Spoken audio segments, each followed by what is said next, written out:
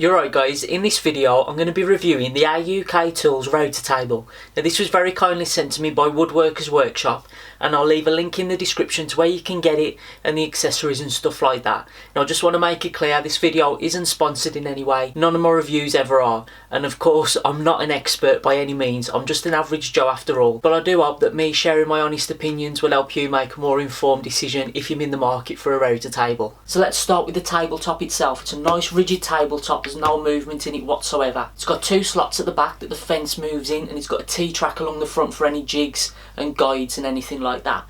The insert, you can choose to have it with or without an insert. I believe there's an option that it comes with an aluminium insert plate, but you can change that out for whatever you want. And of course you could always make your own insert plate too. The insert plate that I've been using with it is the Incra Maglock insert plate, and I'll leave a link to that in the description as well. Now I've been using a Triton rotor in this table because this has got a built-in lift, but of course there is the option to use a more fixed base style rotor and add a lift on after the fact.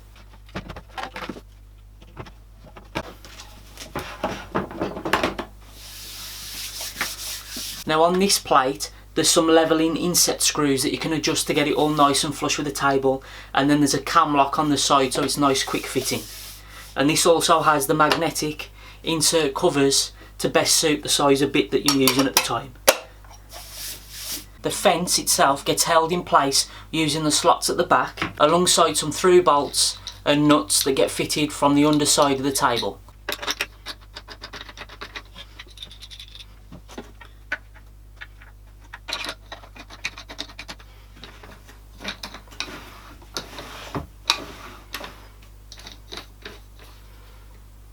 Now of course with the fence, these side panels are fully adjustable. They can slide in and out to best suit the size of the bit that you're using. If you want one side covered, that kind of thing. The way you adjust the fence panels moving in and out depending on the size of the bit, and with some handy bolts at the back, really easy to do by hand. Just loosen them up and then that can slide out back and forth so you can adjust the size to suit your needs at the time.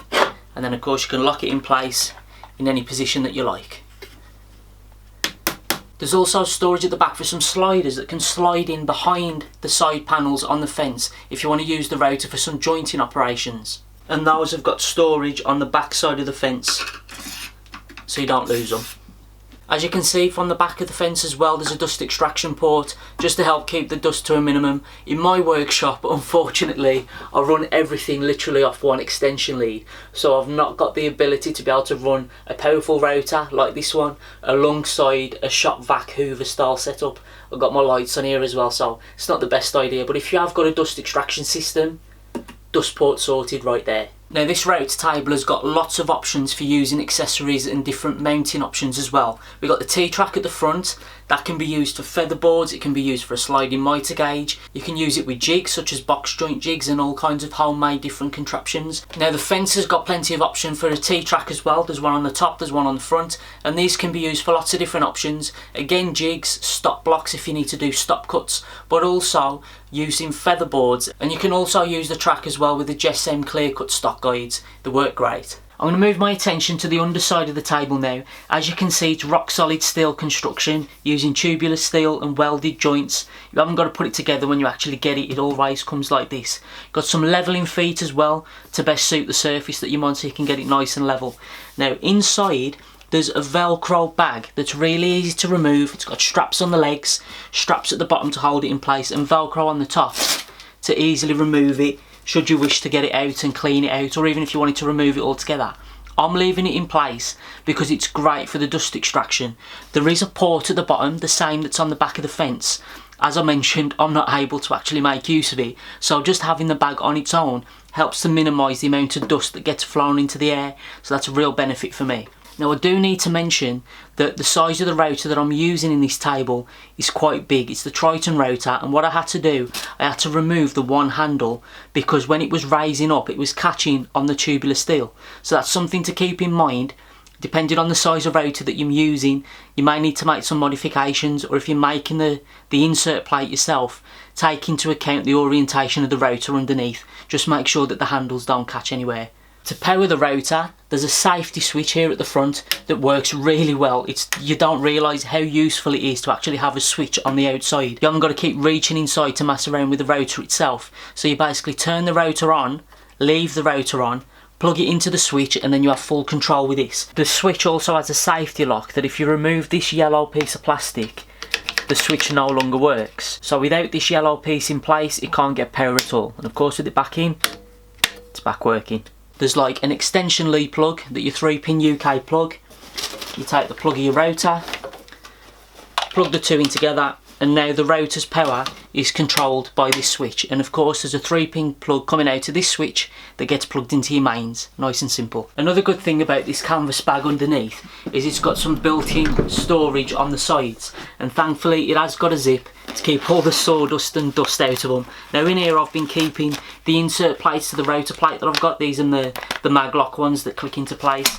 I've also got stuff like the Allen keys and different screws for attachments. And there is the same on the other side as well. Again, another zipped bag. I think I've got this one empty at the moment, but as well there's some little pockets inside this, lots of storage options. It's really nice and useful to have actually built onto the table itself. Now what I have found with this Incra plate is it's actually best to put it in back to front, because the way that the holes are drilled in the plate that line up with the Triton rotor in particular, it makes it much easier to access the lift mechanism from the top. Otherwise the fence ends up covering it and it's not very easy to access. But as you can see, putting it in back to front, it works a lot better. And I forgot to mention earlier, this side panel can actually be covered up to minimise dust even more, and that's velcroed into place at the top as well. So that was just a quick overview of what the table actually is, how it works, that kind of stuff. Now I want to share my opinions on it.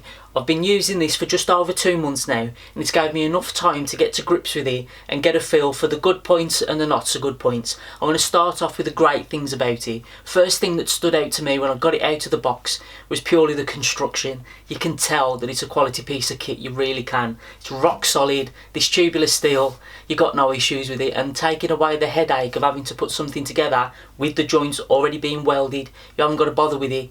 That's a big plus to me, definitely a big plus. The top, it's a really nice slick top. I'm not an expert, I don't know the engineering behind it, but I can see that there's no flex in it at all, especially with my heavy rotor in there. Sometimes you might expect a little bit of bow, there's no movement in this. I also really like all the different mounting options. So the fence that's included, it's got full of T-tracks, T-track on the table itself, got lots of options for different jigs if you want to make homemade jigs, and as well ones that you can buy and add on and different accessories and stuff like that. So that's a huge plus. I really love the fact of the safety switch that's on the bottom, right at the front, nice easy access. From a safety point of view, of course, it's always beneficial to have an easy quick stop to be able to hit, but I kind of like it for the fact of how convenient it is. Usually you've got to reach in, turn your rotor on, adjust the speed, everything like that. With this, get it set how you want it, zip it up, forget about it, and then you can easily operate the on-off switch. And especially with the Triton rotor, or if you're using a rotor lift that can full extend the rotor up, you haven't even got to bother going inside because you can change all your bits from the top. The last real plus point for this, that's also a negative that I'm going to get onto, is the size of the table. For me, in a very small workshop, the size is ideal. It's nice and easy to move around, it's really portable, and it's easy to tuck away if you want to put it underneath a workbench.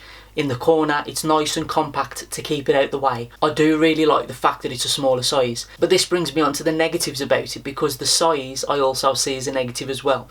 As you can see at the moment, I've got this on top of my standard height workbench, and as you can see, it's far too tall. I'm only a little in myself, I'm 5'4". If I fully stand up, I might be able to shot a little bit, but this is the height to me on a standard workbench, and it's far too small to have it just on the floor as well. So you need an intermediate kind of table that it can go on.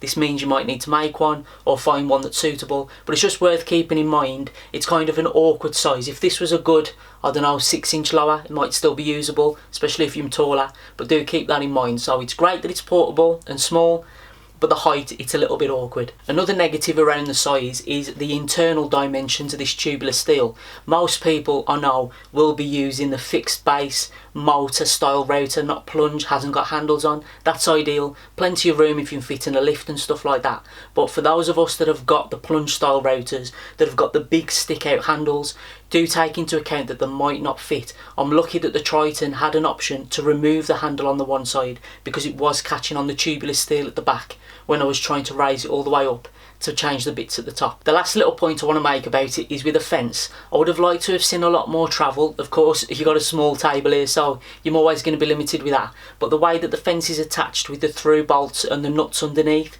I do find it a little bit fiddly to get them put into place. If you're not taking the insert plate out often, of course you're not got to worry about that. And as well, if you're doing the majority of things close by the bit, you don't have to even think about it. So that's it then, guys. I really hope you found this review useful. If you did, please leave a comment down below. Let me know your thoughts on it. What do you think about it? Overall, I think it's a great roads table. It's nice and compact, being ideal for a smaller workshop, but it's got the quality construction that you would usually see in a professional work environment. Of course, I've got some little gripes about the size being a bit of an awkward height, but that's easily remedied. Just knock up a small workbench, a small table, have it tucked away in the corner. Now, just to reiterate, this review isn't sponsored whatsoever. None of my reviews will ever be sponsored. The table was very kindly sent out to me by Woodworkers Workshop.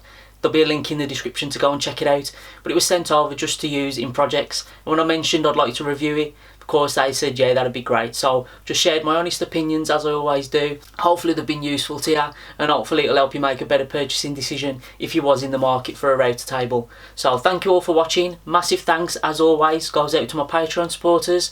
I can't thank you enough, guys. Really appreciate it. I've had a brand new supporter jump on board as well this week, and that's JP Woodwork. Cheers, mate. I really appreciate it. Catch you all on the next video.